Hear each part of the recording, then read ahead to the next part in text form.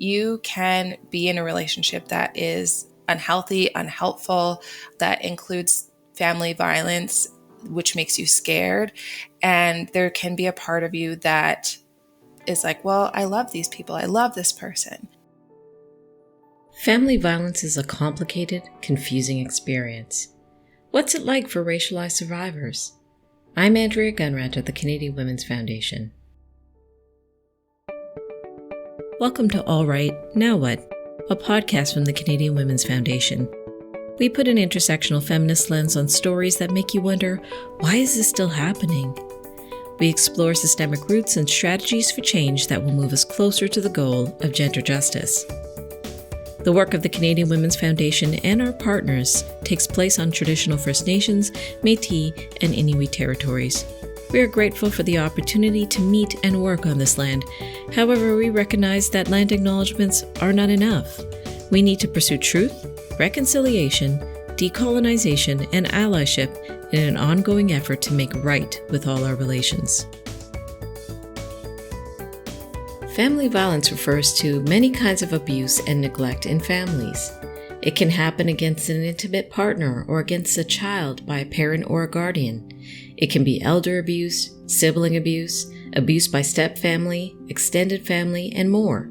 It can be physical, sexual, emotional, mental, or a combination of all the above.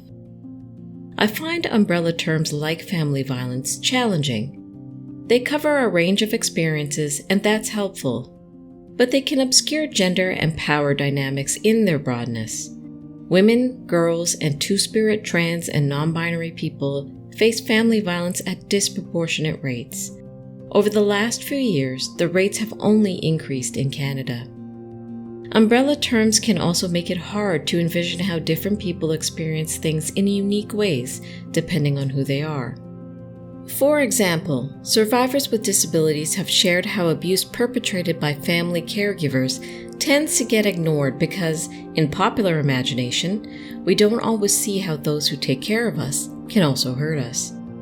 2S LGBTQIA+ survivors have shared how a family member's threats of outing them to other family members can be used as a form of control. These nuances of abuse are sometimes treated as mere add-ons. But one-size-fits-all approaches don't work well for anyone. What if the devil is in the details?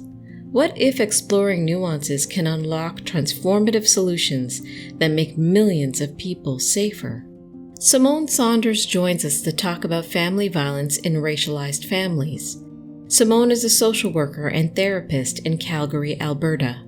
She's founder of the Cognitive Corner, a group psychological practice that focuses on trauma-informed, culturally responsive psychological care and psychoeducation. Simone specializes in the treatment of early childhood trauma, racial trauma, and attachment-based issues. She's also a mental health creator and advocate on Instagram and TikTok, where she aims to normalize mental health struggles and provide accessible psychoeducation. A note about content. This episode includes discussion of family and gender-based violence. The premise of the Cognitive Corner is providing culturally responsive and trauma-informed mental health care. We opened the doors to the private practice in 2021. Before that, the Cognitive Corner was a social media page. It started out as an Instagram page in 2019. Initially, the premise of it was just to provide psychoeducation because it was something that I saw that was really lacking, especially with people of color. There wasn't really that much mental health representation from people of color. And so I thought that was really important. And it developed into a practice a few years later. I didn't anticipate entire practice coming from social media. And I knew I wanted to do something within social services, human services. But initially, I wanted to be a lawyer, which is, completely different. And I found myself in social work. And so I think that's kind of been the theme of my life is I will dip my toe into something. And then I often find myself in these places where it's something that I actually end up being extremely passionate about. Family violence can happen in any family. How does it uniquely show up in the lives of Black, Indigenous, and racialized people you work with? As literature shows, we know that people of color are generally more susceptible to family violence as well. And so that's definitely something that I see in my practice. oftentimes different forms of family violence can be sort of the norm in homes of color growing up. And so that's something that can definitely shape your mental health if that's something that you're privy to growing up when your brain is still developing or even in utero. It's difficult for your mental health because there's this sense of being hypervigilant all the time and having to be hypervigilant, whether it is, parents screaming, yelling, arguing, whether it's physical violence, whether it's psychological abuse, financial abuse, all of these different things. When we're privy to that from a young age, then we carry that throughout adulthood until we process it in some capacity. Of course, family violence, especially with people of color, has systemic roots. And I see that a lot in my practice as well. And so I think that's something it's really important to address because at some point we can stop the cycle if we notice it and we have the courage to address it. Black women, especially, are highly susceptible to family violence. My practice, I would say, is about 85% female identifying folks, especially with Black women. There's the stereotype of strong Black woman. Stereotypes similar exist in different communities of color. Because of those stereotypes, there's an assumption that these types of women can handle more and that's internalized as well. I've talked to many clients who feel like, okay, it could be worse. I could be treated worse. And it's difficult because these stereotypes are put on these communities of color, Black women or women of color in general. There's this feeling of, okay, if it's not that bad, then I have to stick it out. Women of color are so used to bearing the brunt of a lot of different things. It can feel like, okay, this is doable when it doesn't have to be. That's not a message that is communicated very often, is that it doesn't have to be terrible for you to walk away from something. It can be uncomfortable and you can decide like, hey, this isn't for me. What barriers to safety do you see with survivors you work with? What might get in the way of their getting help and support? I would say the biggest thing that comes up is guilt of, okay, sure, I can walk away, or sure, I don't deserve to be treated like X, Y, and Z. But then there's this guilt of, what about the other person? What if I just should stick it out? Do I deserve to leave? Because we might logically be able to know these things. And I think that's one of the largest things that I work on with folks, is that you can logically know something, logically know that I deserve to be treated better. I deserve respect. I deserve love. And emotionally not feel that. That discrepancy between your logical self and your emotional self causes the behavior of, okay, well, maybe I should just stay because, sure, logically I know all of these things, but emotionally I haven't been taught that I deserve these things. I haven't seen from other people who look like me that I deserve these things. Getting over that, I think, and processing that is huge. And processing the guilt of, you're allowed to leave. You're allowed to move on from things that don't work for you, that don't serve you, that people that don't appreciate you or don't love you in the way that you need to be loved. And it's definitely very, very, very difficult. What strategies help break those barriers? What do you do in your practice when you're trying to help navigate traumas? I find what resonates the most is kind of repeating back some of the things that they're saying in sessions. Because oftentimes we will talk, and especially in session, you're talking, you're processing, you're saying the things that are coming to your head. And a lot of times we don't really stop to think about like, okay, what I'm saying, this is a belief that I have in some capacity. And so I like to slow down and stop and say, okay, what I'm hearing you say is, I just want to repeat back to you like verbatim what you just said was, I don't feel like I can leave because it's not that bad. Let's sit with that for a moment.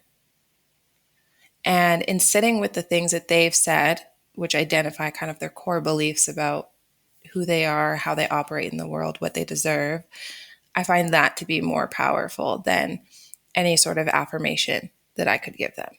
I think the biggest thing I have learned throughout the years is that at the base of virtually any client, or any person, I should even say, is that we all just want relationships with other people. We all just want to be accepted. A lot of the roots of our core wounds is not being accepted or being made to feel like who we are isn't enough in some capacity, whether that's through, seeing people who look like us or people in our family being treated a certain way, whether it's because we were treated a certain way. At the core of everything is that everybody wants to be loved and accepted. And when that doesn't happen and we have wounds because of that, it causes us to act out in a number of different ways. It's really difficult to kind of combat that because most people are struggling with the exact same thing, but because of shame, it isolates us and it makes us believe that I'm the only person that's struggling with this. It causes that separation that we're scared of. I wonder how you've seen racist stereotypes factor into the experience of racialized survivors. I think in particular to people of color, one of the biggest things that comes to mind is the fear of being a part of different stereotypes. So if you think about Black women, for example, part of the stereotype of Black women is the angry Black woman. Too angry, too loud, too X, Y, and Z, too much. A part of family violence could be the person that you're in a relationship with trying to perpetuate that stereotype. So, see, all Black women are like this. See, all Black women are X, Y, and Z. And in not wanting to fit that stereotype and not wanting to fit that mold, you shrink yourself. Even if you have very valid reason to be angry, very valid reason to be upset. So there's kind of like suppression on different emotions that can be very, very cultural. That's something that we don't see or talk about as often as we should, because these things can be very, very insidious, especially in relationships. I think we really need to think about, okay, am I able to express myself the way that I am? Of course, without harm to another person, but can I be my biggest, fullest self? And if I can't, why?